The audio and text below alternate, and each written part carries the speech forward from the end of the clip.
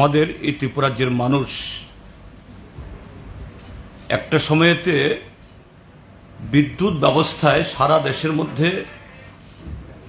অন্যতম যে এটা জনগণের জন্য সব দিক থেকে একটা সুন্দর ব্যবস্থাপনার একটা রাজ্য হিসাবে আমাদের রাজ্য পরিগণিত ছিল। নিজস্ব উৎপাদনে সারপ্লাস, তারপর শুধু সারপ্লাস না, যে আন্তর্জাতিক ক্ষেত্রে বাংলাদেশে খুব বেশি পরিমাণে না হলেও 100 ওয়াটের বেশি, 160 এই কি বলে মেগাওয়াটের বেশি বিদ্যুৎ বিক্রি এবং ন্যাশনাল গ্রিডে গোটা উত্তর পূর্বাঞ্চল শুধু না, ভারতবর্ষের অন্য প্রান্তেও এই ত্রিপুরাজ্য থেকে বিদ্যুৎ বিক্রি করার একটা গৌরব, এই জায়গায় ত্রিপুরার স্থান ছিল। তার সাথে বিদ্যুৎ পরিবহন এবং বিদ্যুতের যে মশল সেই ক্ষেত্রেতেও। কিন্তু গত 7.5 বছরে আমাদের রাজ্যে ডাবল ইঞ্জিন থেকে এখন ট্রিপল ইঞ্জিনের সরকার, প্রতিটি ক্ষেত্রে তারা নাকি মডেল রাজ্যটাকে অন্যান্য অনেক কিছুর সাথে বিদ্যুৎ উৎপাদন এবং বিদ্যুতের নানা ব্যবহারের একটা অন্যতম হাব হিসাবে পরিণত করে জনগণের মধ্যে তার ব্যবহারে তার কোনো ছাপ না থাকলেও কিন্তু কোটি কোটি টাকায় বিজ্ঞাপনে, ফ্ল্যাক্স, বিলবোর্ড এবং বড় বড় বিজ্ঞাপনী প্রচারে সারা দেশকে তারা মাতিয়ে রেখেছেন। কিন্তু এই রাজ্যে প্রতিদিন আপনাদের এই প্রিন্ট মিডিয়া, ইলেকট্রনিক মিডিয়াতে খবর হয় যে একটু বৃষ্টি আসলে, সাধারণ একটু বাতাস বইলে সপ্তাহ, মাস, কোথাও কোথাও আরো বেশি সময় ধরে তার মেরামত হয় না, বিদ্যুৎ যায় না। তারপরে দিনে কতবার যে তার এই ফ্লাকচুয়েটিং হয়, ইন্টারাপশন হয়, এর সাথে হলো পাল্লা দিয়ে 6 মাস অন্তর অন্তরেই কেবল মাসুল বৃদ্ধি।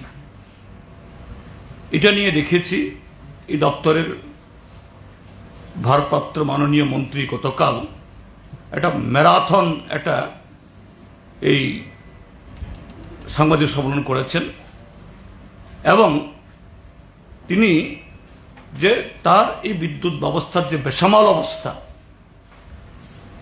এটাকে সুন্দরভাবে উপস্থাপিত করার জন্য শুধুমাত্র তাদের যে এই বেহাল অবস্থা এটাকেই ঢাকা দেওয়া না, এখন নতুন পদক্ষেপ চলছে সারা দেশের সাথে এই ত্রিপুরাজ্যেও এই বিদ্যুৎ ব্যবস্থা সম্পূর্ণভাবে বেসরকারি হাতে তুলে দেওয়ার জন্য।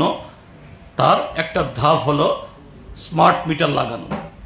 এটা লাগাতে না লাগাতেই বিদ্যুতের যে বিল, যেখানে 200, 250, 500 টাকা উঠত, কারো কারো এই জায়গাতে 80,000, 90,000, লাখ, তার উপরেও এরকম বিল প্রায় প্রতিদিন রাজ্যের বিভিন্ন প্রান্তে এই ক্ষোভ বিক্ষোভ আশ্রয় পড়ছে এবং তার ভুক্তভোগী আপনাদের মধ্যেও কেউ কেউ গতকাল সেখানে দেখেছি। বিদ্যুৎ মন্ত্রী কোনো যে যুক্তি সহকারে কেন এই স্মার্ট মিটার লাগানো, কেন এই বিদ্যুতের এই বেহাল অবস্থা, এগুলো নিয়ে কোনো জবাব দিতে পারছেন না। গত 7.5 বছরে এই ত্রিপুরাজ্যের মধ্যে নিজস্ব ব্যবস্থায়, অর্থাৎ রাজ্য সরকার অধীনে, দপ্তর বা নিগমের অধীনে 1 ইউনিট, 1 ওয়াট, মেগাওয়াট তো প্রশ্ন ওঠে না, 1 ওয়াট নতুন করে বিদ্যুৎ উৎপাদনের কোনো উদ্যোগ নেই। এখন সারা পৃথিবীতে সোলারের প্রমোশন হচ্ছে। এই সোলারে দু একটা জায়গাতে অল্প স্বল্প বিদ্যুৎ হয়, এগুলো নিয়েই তিনি প্রতিদিন গাল গল্প করছেন, দোল বাজাচ্ছেন। আমরা এই যে রাজ্য সরকারের এই পদক্ষেপের বিরুদ্ধে, বিদ্যুৎকে বেসরকারীকরণ, বিদ্যুতের মাসুল বারে বারে বৃদ্ধি করে একটা অসহায় জায়গাতে নিয়ে যাওয়া মানুষের, তার সাথে পিএনজি এবং সিএনজি পাইপলাইন গ্যাস আর কম্প্রেসড যে গ্যাস যেগুলো দিয়ে গাড়ি চলে ইত্যাদি চলে, বাড়ি বাড়ি গ্যাস, এগুলোরও দাম বাড়িয়েছে বহুবার। এবং গতকাল শুনেছি মাননীয় মন্ত্রী মহোদয় বলছেন এই মাসুল বৃদ্ধির কারণ যুক্তি দেখাচ্ছেন তিনি, আন্তর্জাতিক স্তরে গ্যাসের দাম বেড়েছে। আরে আন্তর্জাতিক স্তরে গ্যাসের দাম বাড়লেও কমলেও আমাদের ত্রিপুরা রাজ্যের সাথে সম্পর্ক কি? ত্রিপুরা রাজ্যের বাড়ি বাড়ি যে এই ত্রিপুরা ন্যাচারাল গ্যাস কর্পোরেশন লিমিটেডের মাধ্যমে পাইপলাইন গ্যাস হয়, আমাদের রুখিয়া থেকে, বড়মুড়া থেকে, খুবাল থেকে রাজ্যে এরকম বহু কোপ খনন করে আছে ওএনজিসি এবং অন্যান্য এগুলো, সবগুলো এখনো উত্তোলনই হয়নি। তা থেকেই কোনো ধরনের রিফাইন অর্থাৎ এক নয়া পয়সা খরচ না করে শুধু পাইপলাইন দিয়ে গেল আগরতলা শহরে এই গ্যাস সরবরাহ করছেন বাড়ি বাড়ি। এগুলোই সিএনজি স্টেশনে হচ্ছে। তার সাথে পালাটানাই হোক বা রুখিয়া বড়মুড়াতে আমার গ্যাস উৎপাদনে খরচ বৃদ্ধি হওয়ার কি যুক্তি? কোনো যুক্তি নেই। আর আন্তর্জাতিক স্তরেও এখন তো গ্যাসের দাম বাড়ছে না। ইউক্রেনের যুদ্ধের পর রাশিয়া এবং ইরান থেকে ভারত পেট্রোলিয়াম এবং গ্যাস দুটোই আমরা সস্তা দামে আমরা পাচ্ছি। উল্টো ভারত রোজগার করছে, এই রিফাইন করে ভারত থেকে অন্য দেশে আমরা পেট্রোল বিক্রি করছি। তো এই সমস্ত যুক্তির কোনো অর্থ নেই। কাজেই কেন আমরা এর বিরোধিতা করি? এখানে আমাদের প্রাক্তন বিদ্যুৎ মন্ত্রী আছেন, তিনি এ সম্পর্কে আরো ভালো ওয়াকিবহাল। সরকার বা মাননীয় মন্ত্রী মহোদয় যে যুক্তিগুলি খাড়া করেছেন তার একটা একটা করে তার বক্তব্য আমরা উত্থাপন করতে চাই। এবং আমি যেটা বলেছি, আমরা এর স্মার্ট মিটার সংযোগের বিরোধী এবং পিএনজি, সিএনজি আর বিদ্যুতের মাসুল তার বিরোধী। এগুলো প্রত্যাহারের দাবিতে আমরা সারা ত্রিপুরা রাজ্যে ইতিমধ্যেই স্বতঃস্ফূর্তভাবে বিভিন্ন জায়গা থেকে বিক্ষোভ দেখেছেন আপনারা। আগামী সপ্তাহব্যাপী সারা ত্রিপুরা রাজ্যের সব কটা জেলা মহকুমা সদরে বিদ্যুৎ নিগম বা বিদ্যুৎ দপ্তরের সামনে আমরা শান্তিপূর্ণভাবে আমরা বিক্ষোভ করব। সরকার যদি এতে সাড়া না দেয় পরবর্তী পদক্ষেপ আমরা নিতে বাধ্য হব। আমি আমার সহকর্মীকে ওটা পরে বলে দেব। আমি আমার সহকর্মীকে বলবো এ সম্পর্কে বিষয়টা আরো বিশদে ব্যাখ্যা করার জন্য।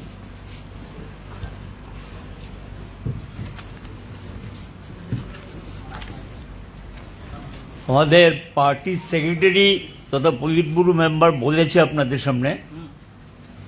আমি প্রথমেই যেটা বলবো, সম্ভবত তিনি প্রেস মিটটা করেছেন আমার ধারণা, আমি বলছি, কারণ একটা সিপিএমের ডাকে একটা বিক্ষোভ ছিল নিগমের সামনে এবং তখন কিছু বক্তব্য উপস্থাপিত করা হয়েছিল এবং সারা রাজ্যে মানুষের মধ্যে একটা আলোড়ন তৈরি হয়েছে এবং আন্দোলন চলছে। এটা জবাব দিয়েই করতে গিয়ে কালকে আমি শুনেছি, প্রেস মিটটা শোনার সুযোগ পরে আমি দেখে নিয়েছি। প্রথম যেটা তিনি বলেছেন গ্যাসের মূল্য বৃদ্ধি, হ্যাঁ মূল্য বৃদ্ধি হতে পারে, কিন্তু তার জন্য কি ট্যারিফে পিটিশন জমা দিতে হবে? এবং এটা নির্ভর করে একটা সংস্থার আয় ব্যয়ের উপর। তা আমাদের সময় যখন আমরা সরকারে ছিলাম প্রতি বছরই 3বার 4বার গ্যাসের দাম বাড়ত, কিন্তু আমরা তো ট্যারিফ পিটিশন জমা দিইনি, শুধু একবার সামান্য কিছু বাড়িয়েছিলাম। কিন্তু আমি মনে করি না এখনো যে এই গ্যাসের মূল্য বৃদ্ধিকে কেন্দ্র করে এই বাড়ানোর দরকার আছে। সেটা আমি ব্যাখ্যা দেব। ডলার সম্পর্কে যিনি আমাদের পার্টি সেক্রেটারি বলেছেন, এটা নতুন না, ডলার তো পুরনো। তো ডলারের দাম বাড়ছে কমছে, এটাকে গ্রাহক কেন দায়ী? দায়ী তো হলো নরেন্দ্র মোদী সরকার। আমার ভারতবর্ষের টাকার দাম এখন নেই 86 টাকার ও 87 টাকা, কোন সময় 89 টাকা পর্যন্ত উঠেছে $1 এগেইনস্টে। দায়ী তো ভারত সরকারের নীতি। এটা দায়ভাগ গ্রাহক বহন করবে কি? এবং এটা গ্রাহক উপরে চাপিয়ে দেবেন কেন? এটা তো ঠিক না। বিজ্ঞম নিগম তৈরি করে নিয়ে বলেছেন বেসরকারি, মোটেই না, আমরা করতে চাইনি। আর তিনি বলতে গিয়ে বলেছেন এটা নাকি ইউপিএ গভর্নমেন্টের জন্য। 2003 অটল বিহারী বাজপেয়ী প্রধানমন্ত্রী, তিনি বিদ্যুৎ বিল 2003 পেশ করেছেন। হইচই হয়, বামপন্থীরা চরম বিরোধিতা করে। তখন সন্তোষ মনদেবকে চেয়ারম্যান করে একটা কমিটি করে দিয়েছেন, যেটা সম্ভবত সাবজেক্ট কমিটি বলতে পার্লামেন্টে, তাই তো? এবং এই কমিটির রিপোর্ট পাওয়ার পর গিয়ে 2003-এ, এবং এই বিজেপি কংগ্রেস দুই দলই সমর্থন করেছে বিলকে, বামপন্থীরা বিরোধিতা করেছে, মানে চরম বিরোধিতা করেছে, আইনটাকে পাশ করিয়ে নিলেন। তখন গিয়ে সরকারি দপ্তর যেগুলো ছিল তাদেরকে বাধ্য করলো যে তোমরা সরকারি দপ্তর রাখতে পারবে না, কোম্পানিতে পরিণত করতে হবে। আমরা রাজি হইনি। অনেক, আমার মনে হয় ভারতবর্ষ মধ্যে অনেক পিছিয়ে আমরা, প্রায় সর্বশেষই বলা যায়। আমরা এটাকে বাধ্য হয়েছি 2005-এর 1 জানুয়ারি থেকে আমরা এটাকে কোম্পানিতে পরিণত করেছি। তিনি বলেছেন বেসরকারি, নো, এটা 100% সরকারি শেয়ার হোল্ডার, অ্যাসেট প্রপার্টি গভর্নমেন্টের। এটা একটা শেয়ারও সরকারের, মানে বেসরকারিতে দেওয়া হয়নি। কাজেই যে বক্তব্য, এ বক্তব্য সঠিক না। দ্বিতীয় যেটা বলেছেন যে তারা 18 মানে 2017-18 18 বছর পর তারা সরকারে এসছেন, 21 সাল পর্যন্ত তারা বাড়াননি। দরকার ছিল না তো। বামফ্রন্ট সরকার এমন একটা নিগম তৈরি করে দিয়ে গেছেন যেটা লাভজনক ছিল, আয় ব্যয় প্রায় একটা ভালো জায়গায় ছিল, একটা ফান্ড ছিল। বলতে দ্বিধা নেই, 300 কোটি টাকার উপরে জমাকৃত টাকা ছিল। আমার মনে হয় 2018 পরের থেকে 21 পর্যন্ত এগুলি মোটামুটি যা করার শেষ করে নিয়েছেন বোধ সম্ভবত, আর কি, সেটা তারাই বলতে পারবেন। তারপরে গিয়ে তারা বলেছেন যে তারা 22-23 এবং 23-24 গিয়ে দাম বাড়িয়েছেন। প্রশ্নটা হলো, দাম বাড়ানোর সম্পর্কে কথায় কথায় বলছেন বামফ্রন্ট সরকারের সময় 116%। আমি জানার জন্য আপনাদেরকে বলছি, আগেও বলেছি, যে বিদ্যুৎ সরকার যখন বিদ্যুৎ ব্যবস্থা চালনা করতেন 2005-এর আগে, যখন কোম্পানি হয়নি, তখন তো মানুষ বিদ্যুতের দামই দিতেন না। 10 টাকা, 15 টাকা, 20 টাকা, এটা কোনো মিটার টিটার এগুলি তেমন কোনো বাল্লাই ছিল না। ওই কেউ 15, 20, 25 টাকা দিতেন। সরকার যখন বলল কোম্পানি হওয়ার পর এটা না লাভ না লোকসানে যেতে হবে, তখন গিয়ে এই মিটার ব্যবস্থা, মিটার চালু করা, তারপরে গিয়ে বিলিং করা, টাকা তোলা, এই সমস্ত শুরু হলো। এবং শুরু হওয়ার পর গিয়ে তখন বলেছে যে 116% বিদ্যুৎ দাম বাড়ে, এবং কতগুলি প্রেসের রেট, এটা আরে কি কাণ্ড, যার কোনো দামই নেই। এখন এখানে যদি এটা 1 টাকা দাম ধরে তাহলে কত পার্সেন্ট বাড়লো, 2 টাকার দাম ধরলে কত বাড়লো, এবং 2.5 টাকা, 3 টাকা, 4 টাকা। এবং এটা গড় ছিল গিয়ে বামফ্রন্টের সময়, সর্বশেষ গড়ের কথা আমি বলছি, 2018 মার্চ পর্যন্ত 3 টাকা 99 পয়সা এখনো আছে রেকর্ড। এটা অবশ্য কালকে তিনি অস্বীকার করেনি, আমি দেখেছি, খুব কেয়ারফুলি অ্যাভয়েড করে গেছেন, এই নিয়ে কিছু বলেননি। এখন কত গড়? এখন তো গড় আমার যা মনে হয়, আমি হিসাব করে যা দেখেছি, প্রায় 60 টাকা 92। আমি জানি না এই যে পার্সেন্টেজ যেটা বলছে, সে পার্সেন্টেজটা আমি রেগুলেটরি কমিশন হিসেবে ভিত্তিতে বলছি। রেগুলেটরি কমিশন যে 5 অর্ডার দিয়েছে, এটা দেখে যেটা দেখলাম প্রায় 60 টাকা 92 পর্যন্ত, এই 77 পয়সা যুক্ত করে, সর্বশেষ যেটা বাড়িয়েছেন এটা যুক্ত করে গিয়ে অ্যাভারেজ হয়ে যায় প্রায় 60 টাকা 92 কাছাকাছি। কত পার্সেন্ট বাড়ছে সেটা আপনারা ঠিক করুন, এখন এটা তারাই বলতে পারবে। দেন এখানে গিয়ে যেটা সানরি, যেটা এরিয়ার ঠিক আছে। এখন এই এরিয়ার বামফ্রন্টের সময় এরিয়ার এরকম আদায় করেছে, একসঙ্গে কোনোদিনই আমরা এরিয়ার পাস করিনি, ধীরে ধীরে। তখন এরিয়া মানে কি, সামান্য টাকা। আর এখন এরিয়ার মানে বিশাল পরিমাণ টাকা, এক একটা বিল দেখলে মানুষ অনেকটা মানে কি ব্যাপার, আমার এত টাকা এরিয়ার কোত্থেকে আসছে। সানরি নাম দিয়ে এরিয়ারটা যেটা ঢুকিয়ে দিয়েছে। এবং এখানে এপ্রিল 1 তারিখ থেকে বললে এটা তুমি ইনস্টলমেন্টে নাও, যদি এটা নিতে হয় 5 অর্ডার দিয়ে থাকে 8-10টা ইনস্টলমেন্টে নাও, তাহলে তো মানুষ এটা লাগবে না। এবং সেখানে গিয়ে দেখা যায় সানরি নাম দিয়ে এরিয়ার বিরাট অঙ্কের টাকা ঢুকিয়ে দিয়েছেন, বিশাল বিশাল বিল আসছে। এবং এখানে গিয়ে যেটা আমরা লক্ষ্য করলাম যে নিগম এখানে গিয়ে বলছে যে আমরা তো সরকার থেকে কোনো হস্তক্ষেপ করি না, কিছু করি না। কে বলেছে সরকারের অনুমোদন ছাড়া দাম বাড়ায় এগুলো? এটা তো নিগমের ব্যাপার। তো নিগমের ব্যাপার হলে তাহলে নিগমটা কার? 100% শেয়ার তো সরকারের, তো সরকারই তো লোক। এবং নিগমের board of directors K? Board of directors হলো ফাইন্যান্স সেক্রেটারি। আমি জানি না তারা পরিবর্তন করেছে কিনা। ফাইন্যান্স সেক্রেটারি, পাওয়ার সেক্রেটারি, এটার মধ্যে কোনো অন্য লোক কিন্তু নেই। তারাই হলো, এবং যিনি এমডি বা সিএমডি থাকে তিনি, এই হলো বোর্ড অফ ডাইরেক্টরস। তো এখানে গিয়ে এটা সরকারের কোনো হস্তক্ষেপ নেই। কে বলেছে সরকারের কোনটা বাড়াবে কোনটা কমাবে এটা সরকারের সাধারণত জানায়, নিগমই করে কিন্তু সরকারকে জানায়। কারণ যেহেতু 100% শেয়ার সরকারের, এখন এটা বেসরকারীকরণ করেছে কিনা বা অন্য কিছু করেছে যে সেটা আমি বলতে পারবো না। যাই হোক, এখন রাজ্য কোনো বিদ্যুৎ আইন সংশোধন করে নাই। আরে কি কাণ্ড! বিদ্যুৎ আইন 2003, এটা তো সেন্ট্রাল অ্যাক্ট, এটা বাদ দেয় এবং কেন্দ্রের ক্ষমতা, রাজ্যের যে ক্ষমতা ছিল এটা সবটা কেড়ে নিয়েছে নতুন আইনে।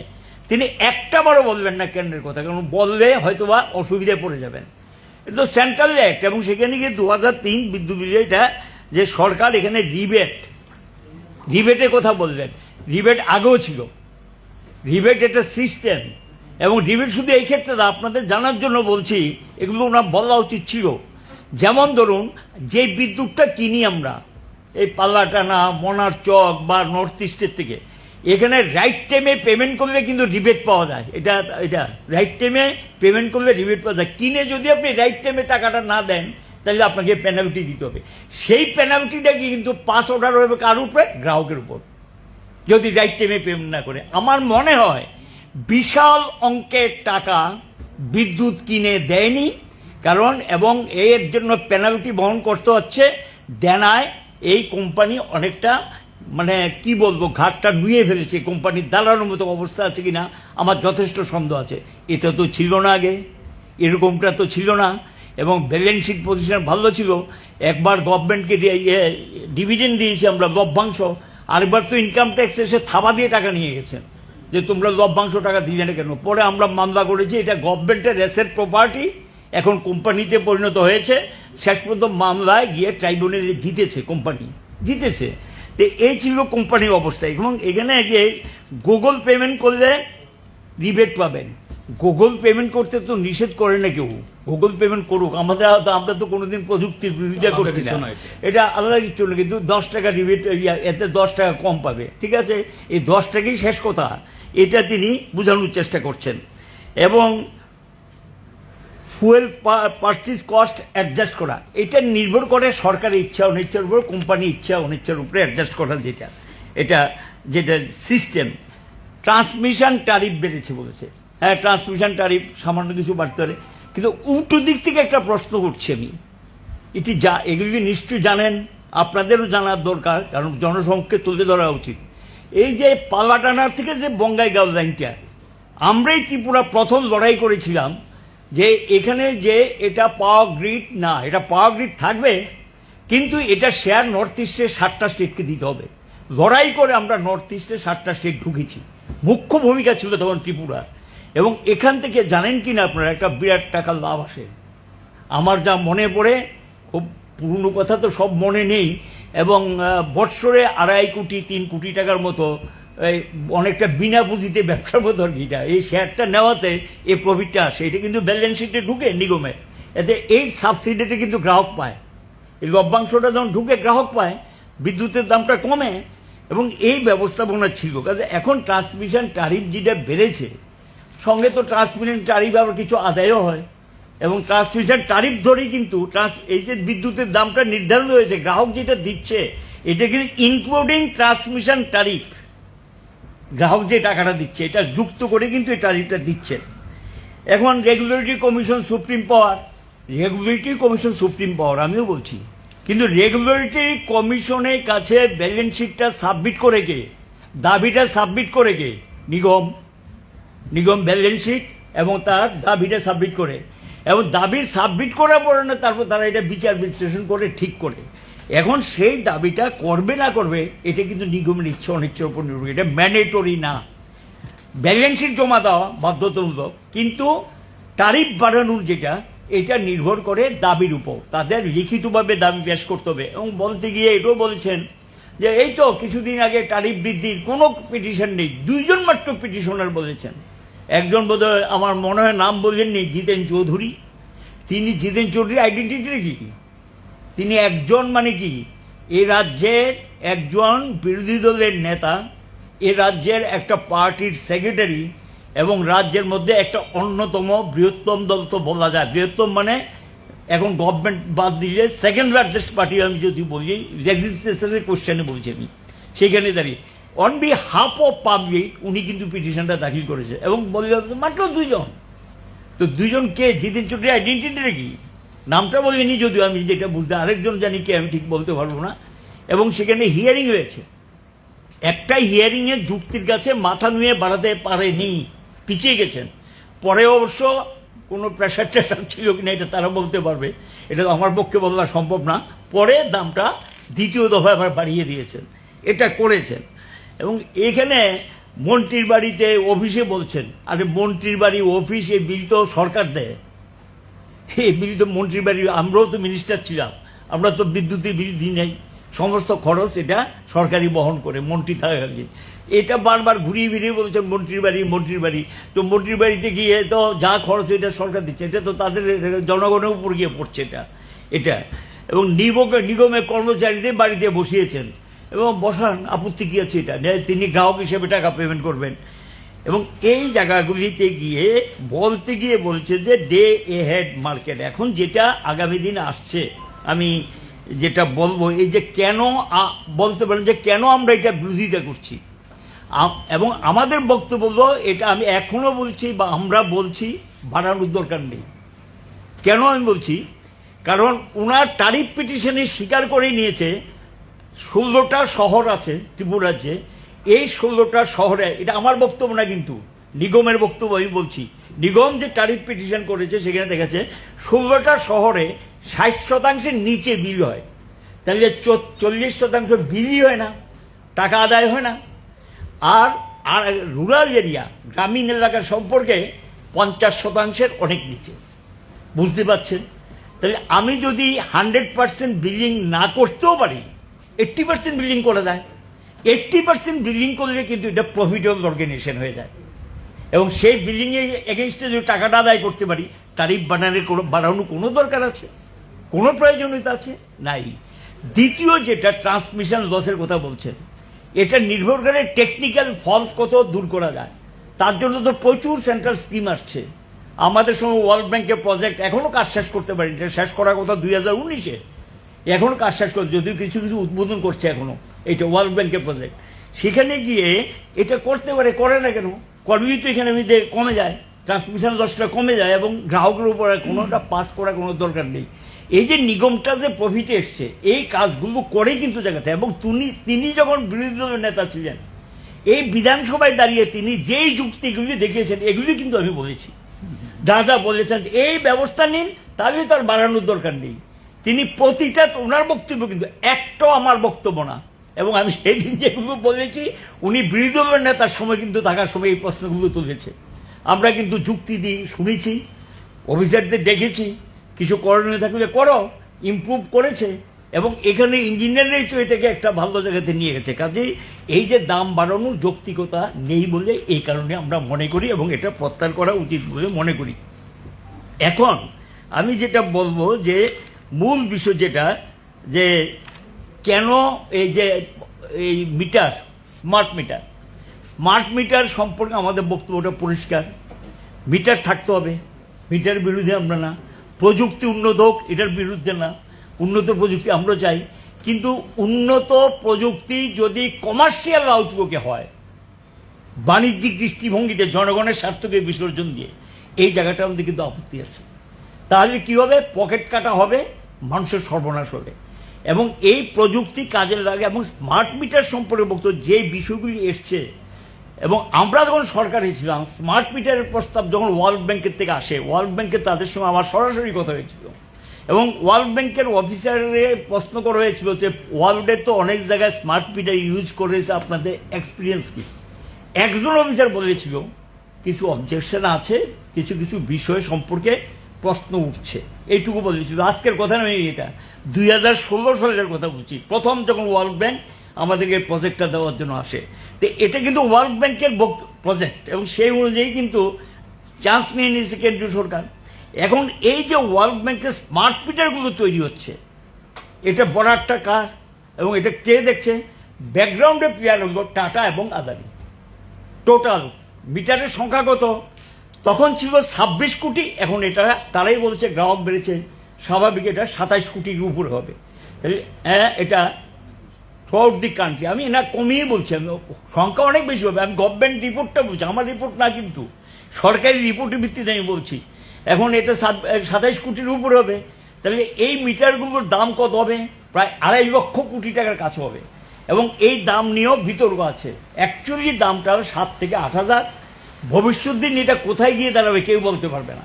কিন্তু এই স্মার্ট মিটার সম্পর্কে ফার্স্ট কোয়েশ্চেন হলো, যদি এটার কোনো টেকনিক্যাল ফল্ট ধরা পড়ে বা খারাপ হয়, কে রিপ্লেস করবে?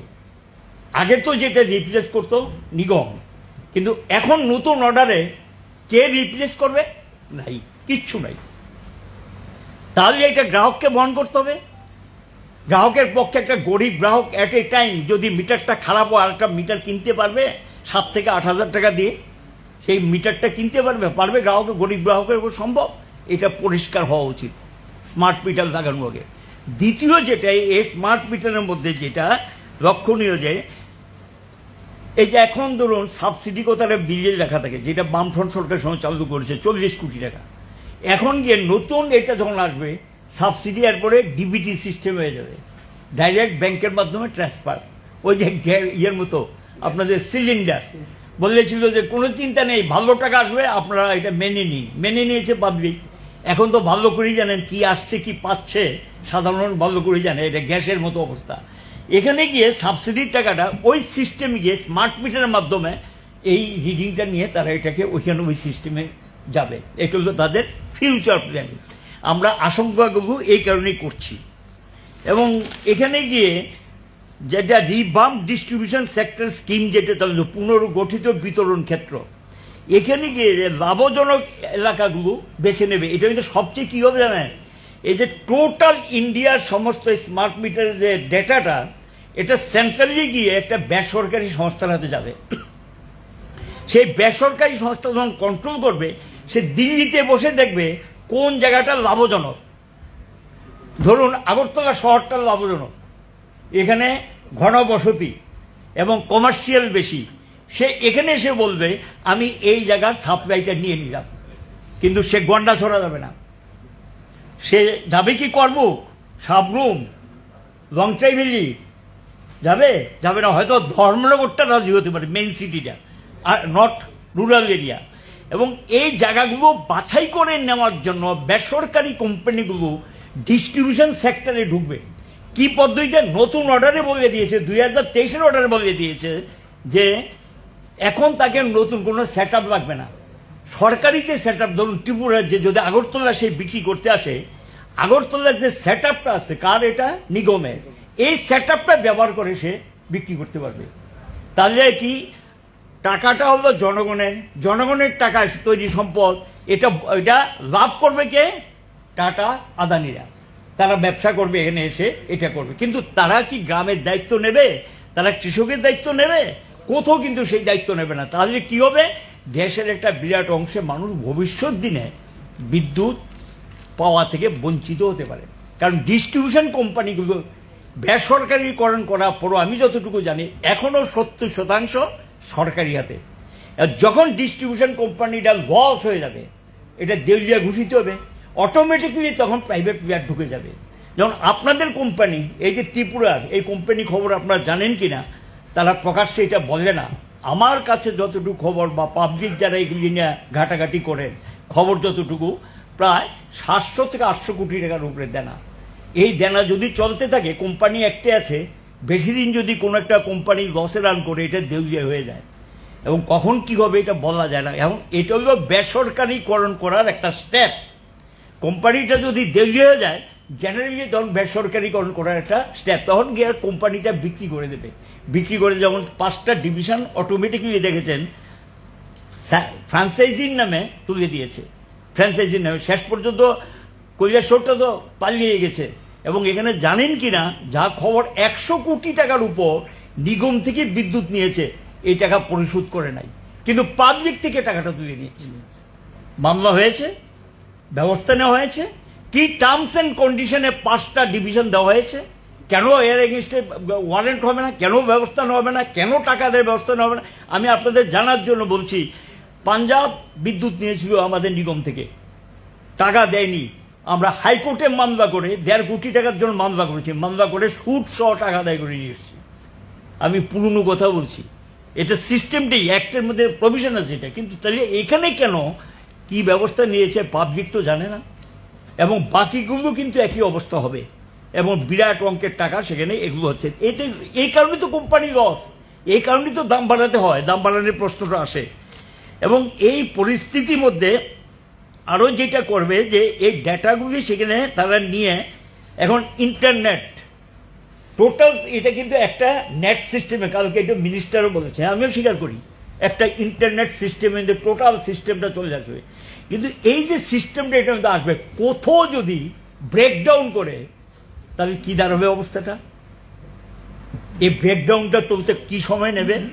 এটাও তো ঠিক। আবার নেটের মধ্যে আরেকটা যেটা সাইবার, আপনারা টের পাচ্ছেন তো, ব্যাংকে হয় না এখন প্রচুর পরিমাণ সাইবারের ঘটনা ঘটছে। হ্যাঁ, সাইবার ক্রাইম যেটা আর কি, সাইবার ক্রাইম, এবং সাইবার ক্রাইমের ঘটনা তো ঘটতে পারে নেট সিস্টেমের মধ্যে। এই বিষয়গুলি আরেকটু মানুষকে পরিষ্কার হওয়া উচিত, আরেকটু জানা উচিত। আমরা এই বিষয়গুলি বললে কি আমরা কি মানে প্রযুক্তির বিরোধিতা করছি? মোটেই না। এবং এই কারণে আমরা এগুলি নিয়ে সন্দেহ প্রকাশ করছি। এবং এখানে গিয়ে যেটা আপনার এই আরও যেটা আমাদের পার্টি সেক্রেটারি বলেছে, আপনারা জানেন কি না, 500 মেগাওয়াটের মতো বিদ্যুৎ এই ত্রিপুরা নিগমের ছিল। এটা নর্থ ইস্টের সমস্ত বিদ্যুৎ কেন্দ্রের শেয়ার আমরা পাই, আমরা আদায় করেছি, তখন লড়াই করে করে করে করে আদায় করে নিয়েছি। কেন? আমি যদি এখান থেকে কম দামে এনে বিক্রি করতে পারি, অ্যাক্সেসটা ত্রিপুরার যে মানুষকে দিয়ে যে অ্যাক্সেস, এটা তো ফ্রিজ আপ করা যায় না, বিদ্যুৎ কি ফ্রিজ আপ করা যায়? অ্যাক্সেসটা বিক্রি করতে হবে। এখান থেকে যে প্রফিটটা আসবে, এই যে নিগমটা লাভে পড়েছে, এটা কিন্তু মূলত অ্যাক্সেস পাওয়ার বিক্রি করে ক্রস সাবসিডি হয়েছে। এখন সেখানে গিয়ে এই যে 500 মেগাওয়াটটা ছিল, এখন কত মেগাওয়াটে দাঁড়িয়েছে এটা বললো। দ্বিতীয়, তিনি গ্যাসের কথা যেটা বলছেন, গ্যাসের প্রবলেম যদি বরমুড়া বন্ধ, মুখ থুবড়ে পড়েছে, আমি যতদূর জানি এটা গ্যাস দিয়ে হতো, নিজস্ব বিদ্যুৎ কেন্দ্র। কিন্তু রুকিয়া 60 মেগাওয়াট আসতো আমাদের নিজস্ব বিদ্যুৎ কেন্দ্র, মাত্র 20 আসছে। তো গ্যাস কোথায়? আর মাত্র অনলি রুকিয়াতে 20 মেগাওয়াট, আর ওটা তো ডুম্বুর তো জল। পালাটানো তো এটা সেন্ট্রাল প্রজেক্ট, এখান থেকে তো প্রফিট আসে। আরেকটু জানার জন্য বলছি, অনেক লড়াই করে দেয় না শেয়ার। আমরা বলেছিলাম যে আমাদেরকে 10% শেয়ার দাও পালাটানা। এই 10% শেয়ার যদি আমরা পেতাম, তাহলে গিয়ে গ্রাহককে ফ্রি বিদ্যুৎও দেওয়া সম্ভব হতো। এটা প্রফিটেবল অর্গানাইজেশন। এখান থেকে 0.5 একটা শেয়ার আছে আমাদের, 0.5 লড়াই করে ঢুকেছিলাম আমরা, যাতে বোর্ড অফ ডাইরেক্টরসে ঢুকা যায়। এবং এই যে পাল্লাটানা, এই 0.5 শেয়ারের বিনিময়ে কিন্তু টাকা আসতো, প্রফিটের টাকা আসতো প্রত্যেক বছর। প্রফিটে এখনো পায়, নিগম পায়, কিন্তু প্রফিটের টাকা আমি জানি না, এখন তো এগুলো প্রকাশ্যে বলবো না। আমরা তখন কিন্তু বলেছি যে এখান থেকে আমরা পাই, এগুলো তো আসছে। বাংলাদেশের থেকে বিক্রি করে প্রতি মাসে 8 থেকে 10 কোটি টাকা নেট প্রফিট আসতো। এটা কিন্তু কনজিউমার সাবসিডি হতো, এ দিয়ে কিন্তু গ্রাহককে আমরা রেহাই দিয়েছি। কাজে এখানে যেটা আর সঙ্গে বকেয়া আদায়, স্টেট গভর্নমেন্টের কাছে আছে, সেন্ট্রাল গভর্নমেন্টের আছে, প্রচুর পরিমাণ বকেয়া, এটা আদায় করুক। আর যেগুলি বিলিং হয়েছে সেগুলো আদায় করুক। আর যে সমস্ত মিটার খারাপ, এই খারাপ মিটারগুলো ভালো মিটার লাগিয়ে দিই, এবং এই টাকা আদায় করলেই তো আর দাম বাড়ানোর কোনো দরকার নেই। এই হলো আমাদের মূল বক্তব্য। এটাই আমরা বলছি, আগেও বলেছি, এখনও বলছি। কাজে এটা নিয়ে, স্মার্ট মিটার নিয়ে মানুষের মধ্যে যে ক্ষোভ তৈরি হয়েছে, এবং ক্ষোভ তৈরি হওয়ার কারণ কি, পত্রপত্রিকা যা দেখছি, কারো 82,000 টাকা তো কোনোদিন সম্ভব না, কি করে হয় এগুলো, কারো এটা কি করে হচ্ছে এটা আমরাও বুঝতে পারছি না। এখন টেকনিক্যাল ম্যানরা যারা, এবং তারা বলতে পারবে যে কি ব্যাপার এটা। আর এটা তো অবিশ্বাস্য, এটা তো বাস্তব। গ্রাহকরা, বামফ্রন্ট সরকারের সময় তিনি 116% দাম বেড়েছে বলছে, দামই ছিল না, দামটা সৃষ্টি হয়েছে। আগে তো সরকার টাকা দিতে দামই দিত না, তারপর সৃষ্টি হয়েছে। কাজে এটা 116% বারবার এক কথা বলছেন। আরে এটা তো, এটা করে তখন কি গ্রাহকের মধ্যে কোনো বিক্ষোভ ছিল? গ্রাহক কোনো রাগ ছিল? লোডশেডিং মুক্ত ত্রিপুরা করা হয়েছে, এটা কোনো ক্ষোভ মানুষের ছিল না। কিন্তু কাজে একই কথা তো বারবার করা। ওরা 2014 পর, আমার যা মনে পড়ছে, নভেম্বর 2014 লাস্ট, মানে আমরা ওই এর থেকে রেগুলেটরি কমিশন থেকে অর্ডার বের করেছিলাম। 16তে না, 15তে না, এবং 17তে না, 18 মার্চ পর্যন্ত আমরা বাড়াইনি। কেন বাড়াইনি? অর্গানাইজেশন খুব ভালো জায়গায় ছিল। তাহলে এখন কি কারণ ঘটলো আজকে এই জায়গা থেকে দাঁড়িয়েছে বিষয়টা? এই বিষয়গুলো স্পষ্টীকরণ দেওয়া উচিত। টোটাল ব্যাপারটা হলো, কেন্দ্রীয় সরকার সিদ্ধান্ত নিয়েছে, যেটা আমাদের সেক্রেটারি বলেছে, বেসরকারিকরণ করে দেয়, এগুলো রাখবে না। কারণ ডিস্ট্রিবিউশন সেক্টরটার উপরে হাত পড়ে গেছে টাটার এবং আদানিদের, আম্বানিদের। তারা আগে শেষ করে দিয়েছে। আপনারা জানেন কি না, এনটিপিসি এটাকে প্রায় শেয়ার কিনে টিনে ছাড়খাড় করে দিচ্ছে। এটা ভারতের 3 নম্বর প্রফিটেবল অর্গানাইজেশন, শেষ। তারপর hydro power 4th organisation profitable, এটাকেও 12টা বাজিয়েছে। আর আরেকটা ছিল ওএনজিসির পর ভারতের 2nd লার্জেস্ট ছিল, যেটা প্রফিটেবল অর্গানাইজেশন, 1 লক্ষ কোটি টাকা পর্যন্ত প্রফিট করেছে বছরে। এটা হলো power grid corporation of India limited. এর শেয়ারও বিক্রি করে দিচ্ছে, রাখবে না তো কিচ্ছু। কে নিচ্ছে? আদানি আম্বানিরা নিচ্ছে। এখন এটা কমপ্লিট করে জেনারেশনটাকে হাত করে নিয়েছে। ইভেন বাংলাদেশের মতো জায়গাতে, যেটা প্রফিট, ওয়েস্ট বেঙ্গল গভর্নমেন্ট চেয়েছিল আমি বিক্রি করবো এখান থেকে প্রফিট নেওয়ার জন্য, এখানে আদানি ঝাড়খণ্ডে একটা ইয়ে করে আদানিকে চান্স দিয়ে দিয়েছে। এটা আমরা তো লড়াই করে ঢুকেছি এখানে, 160 মেগাওয়াট যেটা আমরা লড়াই করে ঢুকেছি। এবং এই জায়গাগুলিতে গিয়ে তারা প্রাইভেটাইজের দিকে ধীরে ধীরে পদক্ষেপ নেওয়ার জন্যই স্মার্ট মিটারিং, টিটারিং, এই সমস্ত এগুলোর দিকে যাচ্ছে। আমাদের আশঙ্কাটা ওই জায়গায়, মূল আশঙ্কাটা ওই জায়গায়। বিদ্যুতের মাত্র ক্ষেত্র যদি স্মার্ট এটা হয়, কারণ আপনারা জানেন কি না, সেন্ট্রাল রেগুলেটরি কমিশন অলরেডি যে কোনো সময়, এখন তো ডে টাইম চালু হচ্ছে, এটা জানেন কি না, এটা কিন্তু চালু হয়ে গেছে অলরেডি। 1 এপ্রিল থেকে নোটিফিকেশন হয়ে গেছে। ডেটা কি, আগে দামটা যেটা নির্ধারিত এটাকে দাঁড়িয়ে থাকবে না, কিন্তু এখন দাম প্রতিদিন ঠিক হবে এক্সচেঞ্জের মাধ্যমে। এটা ঠিক হবে কিভাবে? ধরুন 8 আওয়ার, বিকেল 4টে থেকে রাত্র 10টা করবে পিক আওয়ার। পিক আওয়ারের রেট ধরেন একটা হবে, আবার গভীর রাতে রেট একটা, দিনের বেলা রেট একটা। এই সিস্টেমে যাচ্ছে, কিন্তু ঢুকে ফাইনাল হয়ে গেছে এটা, এই সিস্টেমে ঢুকছে।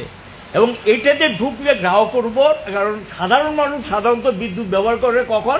পিক আওয়ারে, অফ পিক আওয়ারের দরকার নেই। তো এটা গিয়ে কার উপর পড়বে? আমজনতার উপরে। এবং এই সিস্টেমে যাওয়ার জন্যই পদক্ষেপ হিসাবে এই স্মার্ট মিটারিং এতে যাচ্ছে। কারণ এটা স্মার্ট মিটারিং এর মাধ্যমে, ওই যে স্মার্ট মিটার, এই স্মার্ট মিটারের মাধ্যমে এটাকে কন্ট্রোল করবে। Day time, off peak hour, peak hour, এবং তার রেট, এটা কন্ট্রোল হবে এই স্মার্ট মিটারিং টাইমে।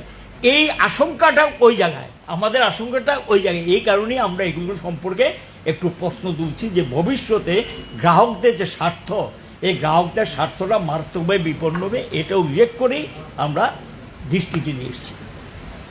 আর আমি এখনো বলবো যে বিলিং থ্যাফট, বিরাট পরিমাণ থ্যাফট আছে, এগুলো বন্ধ হোক, এবং তাহলে বিদ্যুৎ নিগম একটা ভালো জায়গায় চলে আসতে পারে। এটা গ্রাহকদের উপর নতুন করে, আর এটা আরও কোরকম হবে।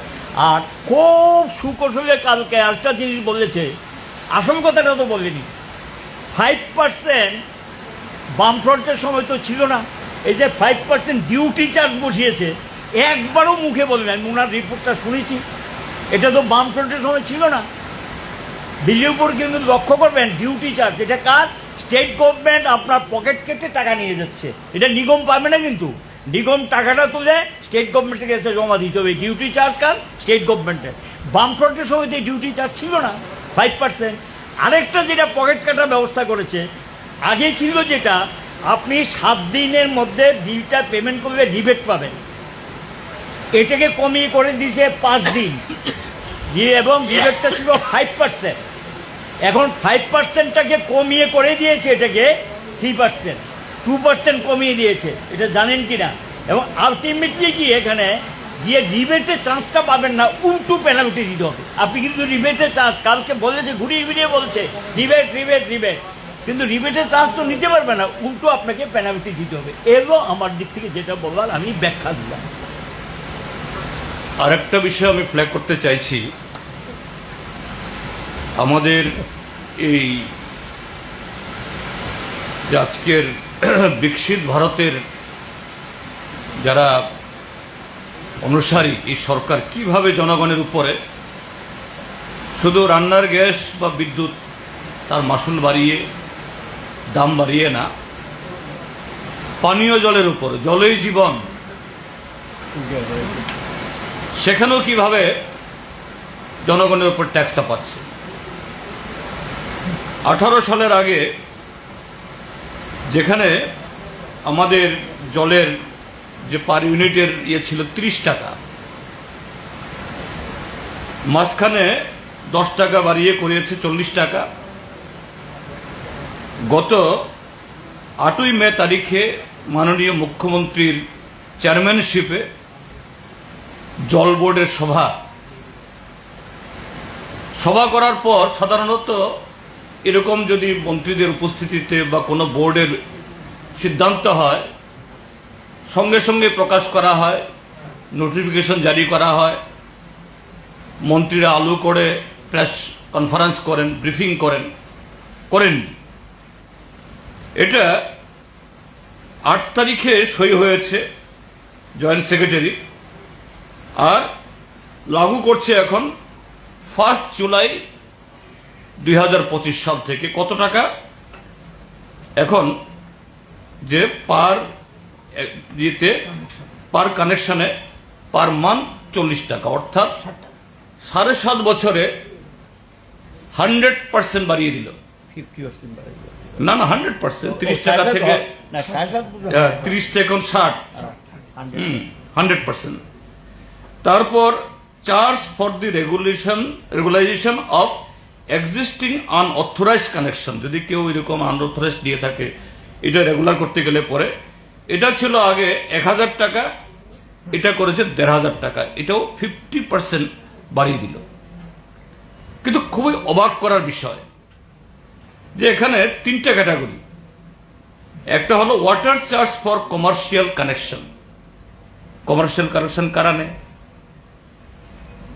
যাদের ফ্যাক্টরি আছে, আইসক্রিম ফ্যাক্টরি বা আরো এরকম অনেক মিষ্টির দোকান বা এরকম থাকতে পারে, যাদের জলের প্রয়োজন, তাদের বেলায় 300 টাকা পার মান্থ, এখনো 300 টাকা, 1%ও বাড়ানো হয়নি। অর্থাৎ সরকার যাদের পয়সা আছে, মুনাফা করতে পারে, অর্জন করতে পারে,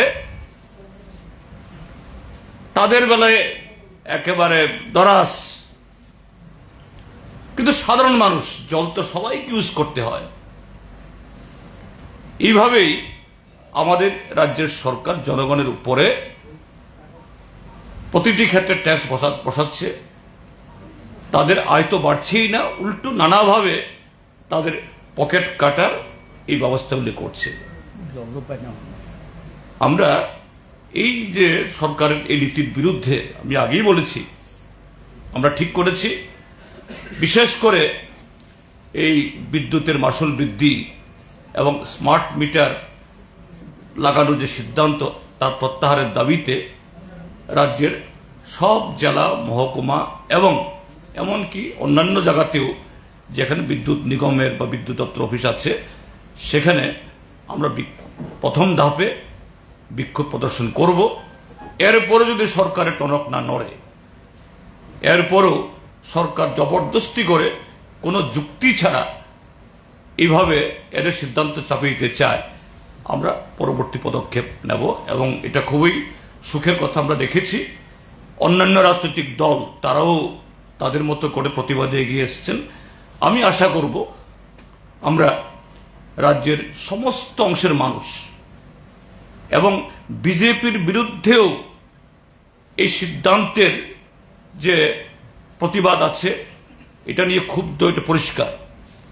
সাধারণত সরকারের এই জাতীয় সিদ্ধান্তের বিরুদ্ধে যদি জনমনে ক্ষোভ তৈরি হয়, সরকারি অফিস থেকেই মন্ত্রীরা প্রেস কনফারেন্স করেন। কিন্তু আশ্চর্যের বিষয়, বিদ্যুতের ব্যাপার কালকে প্রেস কনফারেন্স করছেন বিদ্যুৎ মন্ত্রী বিজেপির পার্টি অফিস থেকে, অর্থাৎ বিজেপির লোকদেরকে বুঝিয়ে দেওয়া, ভাই তোমরা চুপ থাকো। বিজেপি আরো দুজন সাথীকে নিয়ে করা মানে হলো বিজেপির লোক তোমরা এই ব্যাপারে কোনো মুখ খুলবে না।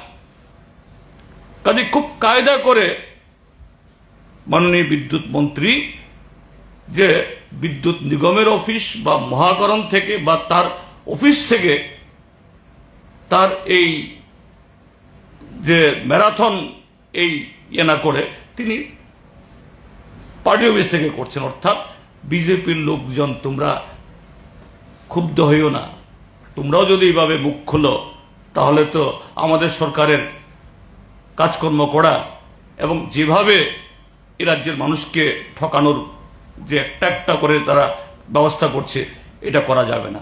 কাজী আমি আহ্বান জানাবো ভারতীয় জনতা পার্টি সমর্থক যারা, তারা বিজেপির সমর্থক বলে তাদের বাড়িতে কিন্তু বিদ্যুতের বিল কম যাবে না, তাদের বাড়িতেও যাচ্ছে 70-80 লাখ টাকার বিল, এরাও রেহাই পাবে না। তারাও প্রতিবাদ করুন, রাস্তায় নামুন। Thank you.